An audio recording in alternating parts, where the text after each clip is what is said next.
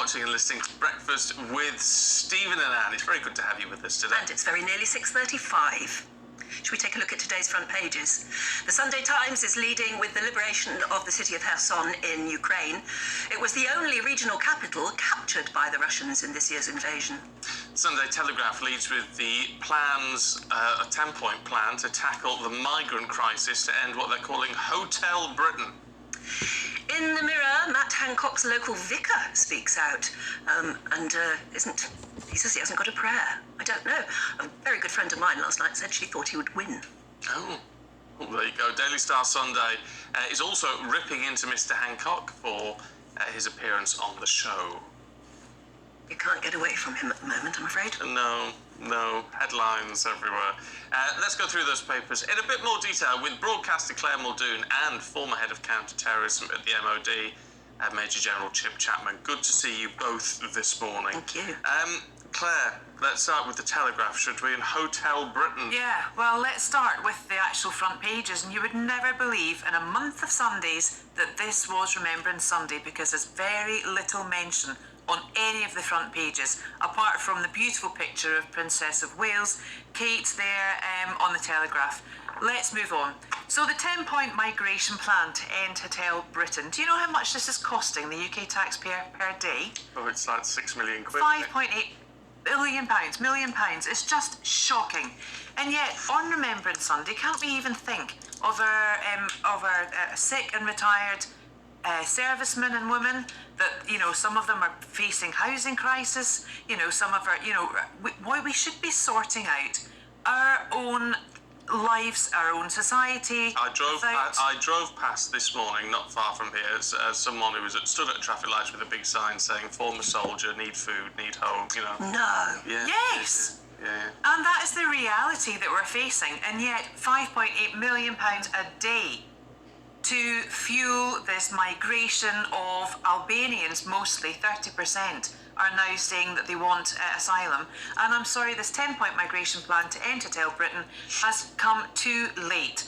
Isn't it always those with the loudest voice that gets heard most? And in this case, the migrants, and particularly the Albanians as well, they've got all of these human rights lawyers on their side, and our veterans haven't. Worse than that, Anne, than having the human rights lawyers, because the lawyers, as you know, can only act if there is a case to be heard and to be brought and be instructed by. However, there's these people here. Albania is not a war-torn country. They're not seeking asylum because of any prejudice they would face at home.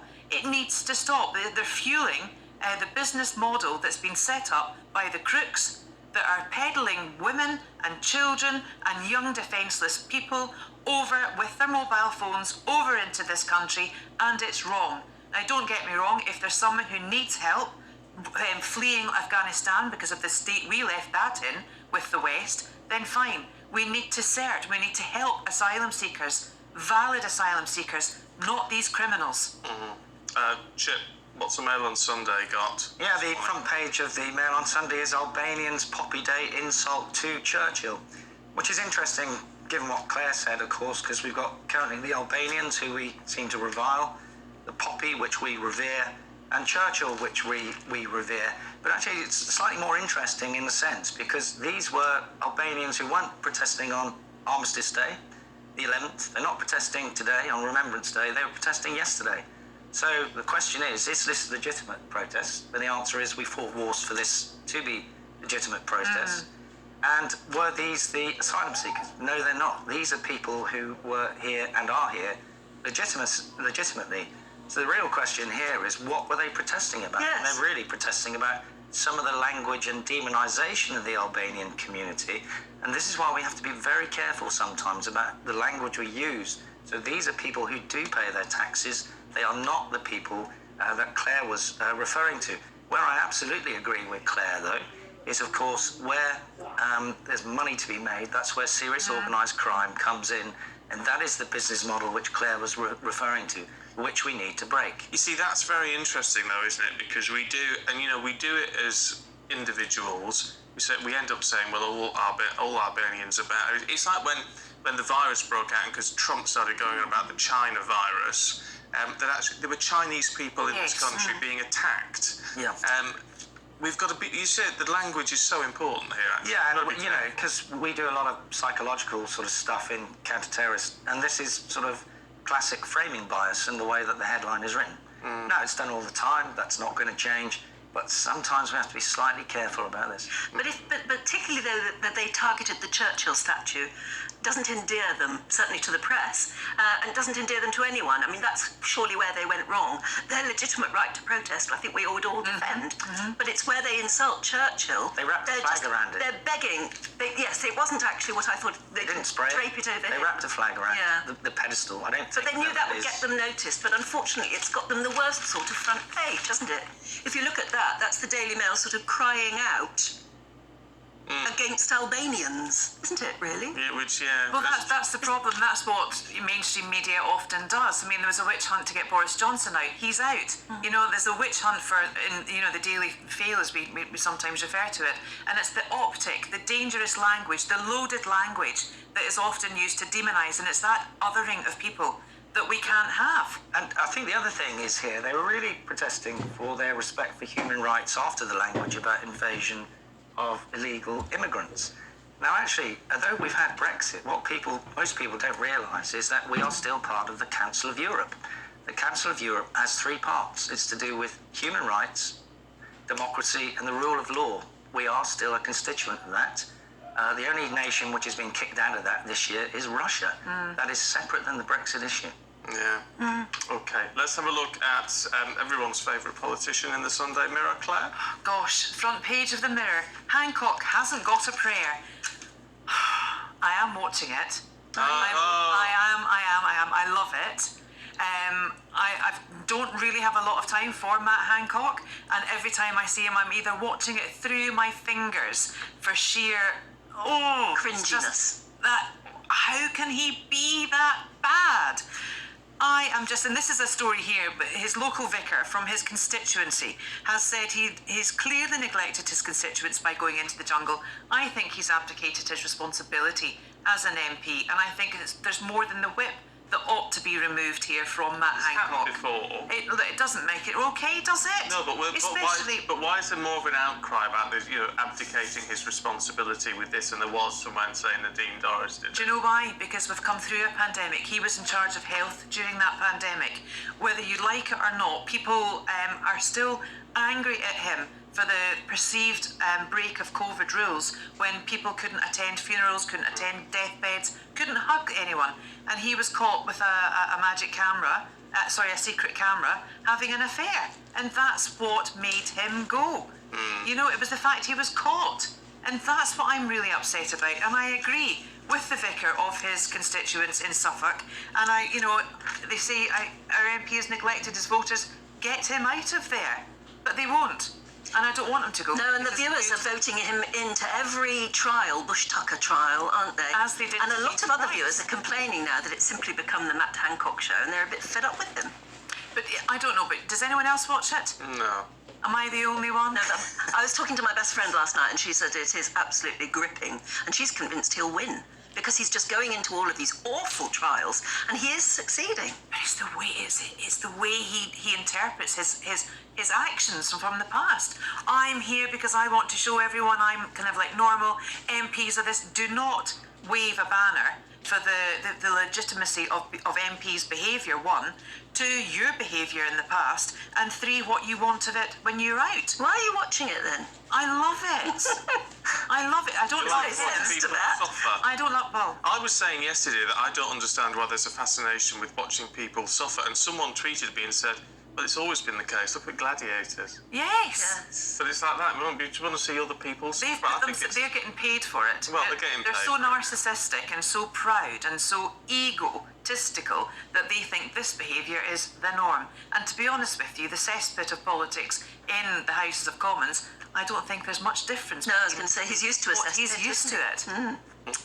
Dear, oh dear. Ouch. Well, let's talk about Rishi Sunak now, who is apparently reviving Thatcherism. Yeah, so front page of the Express is Rishi revives Thatcherism to rescue UK. There's no alternative to using a Thatcher phrase as well as reviving the UK. So this is really about the Chancellor saying that there is no alternative to the eye-watering package of tax hikes and spending cuts, which he'll announce on Thursday. I think the key thing actually about the article is that how long the freezes are going to go on, which will affect everyone really. So, you will start paying tax until, which is obviously at £12,570 now. That's frozen until April 26. So even if you get a pay rise, you're effectively going to lose some money.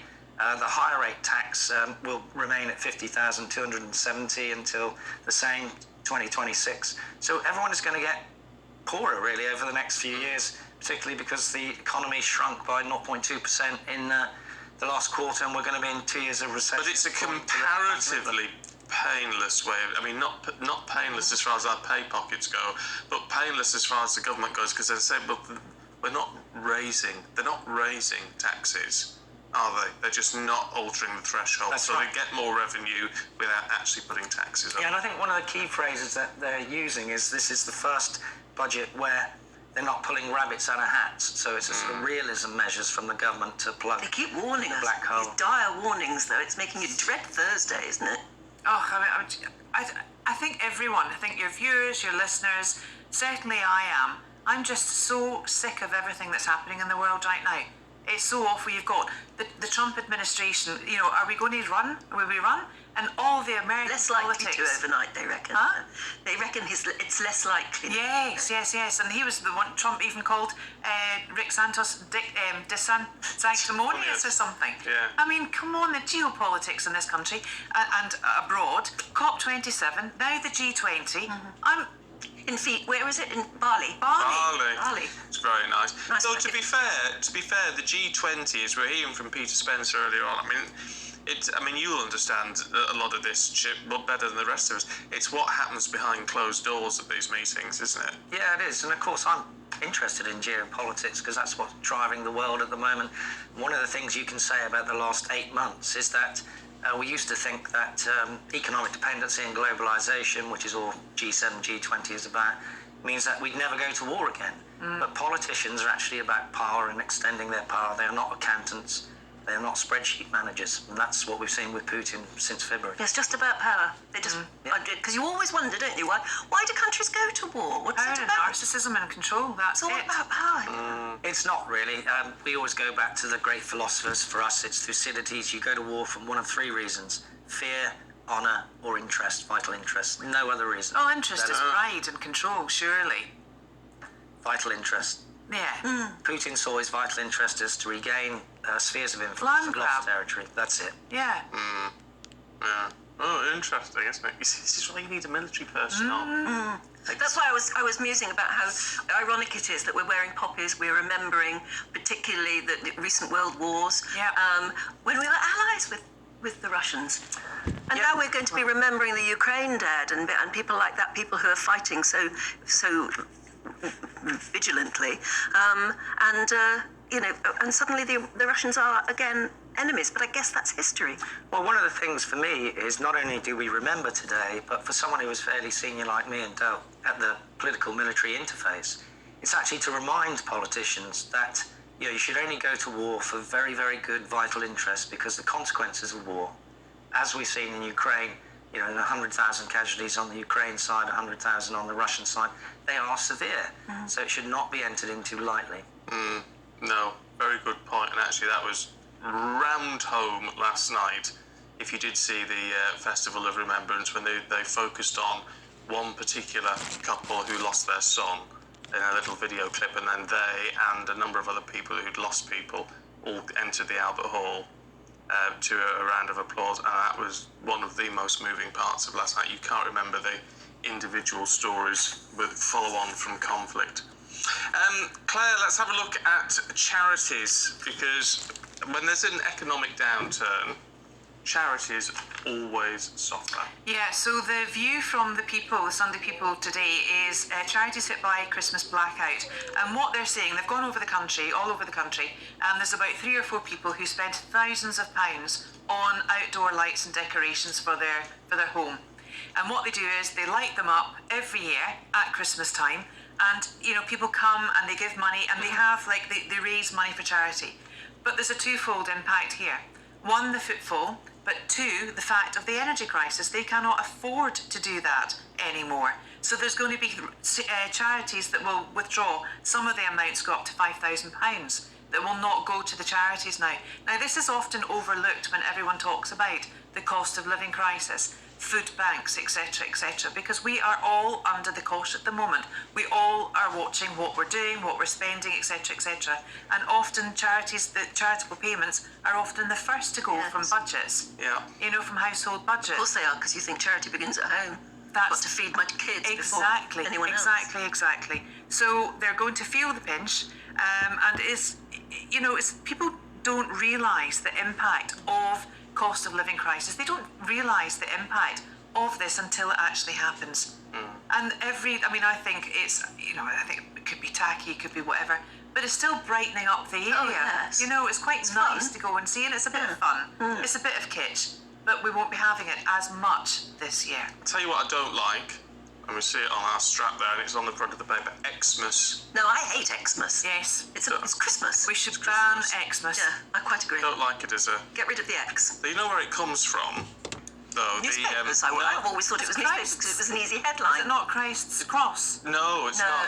it's No, not. I think it's Hebrew, though someone might correct me, and it's an X with a J through it, in effect, what looks like a J, which is Hebrew or something similar for Christ. Oh. Well, that's the altars, the Catholic altars, it's like that. Oh, well, that's it. That means Christ, Yeah. So there you go. Yeah. Ah. I remember that from a service given when I was a Cub Scout, and that's what the vicar told Do you know what else should be banned? What? Funny, humorous stamps at Christmas. They should have a nativity, always. Yes. Oh, and you know what? I agree with that. I agree. And let's get back to sending Christmas cards. I quite agree with Oh, that. yeah, quite. Cost of living crisis doesn't allow us to do that No, anymore. and there may be a postal strike. Cost of stand. Well, it's nearly £1 a stamp now, isn't it? 85 or 86 pence for a first class stamp. But it is lovely to receive Christmas It cards. is. Yeah. It really Why are is. people not doing it now? No, they're sending emails. Oh, I don't like Or those. gifts. Or E-cards, I don't we're like. not sending cards this year because we're giving a donation to charity Oh, I hate that. Buy charity Christmas cards. That's what I do. with a nativity scene. With a nativity scene. Yeah, absolutely. There you go. Let us know what you think about that one. GBViews at gbnews.uk. Claire, Chip, thank you both very much indeed. We'll catch up with you a little bit later on. Bob's been in touch. He says, our little dog Billy wears a purple poppy in memory of all the animals and birds who served. It's made of wool, and one of our friends got it on the internet from a lady who makes them. He also wears a metal red poppy. It's Yeah. nice to know, because we are going to be talking about that a bit later. It's not only people who served, it's also animals. Yeah, and they are remembered. Service animals did incredible work, actually. I know they don't get a choice in it all, but it's nice that they're marked and remembered too.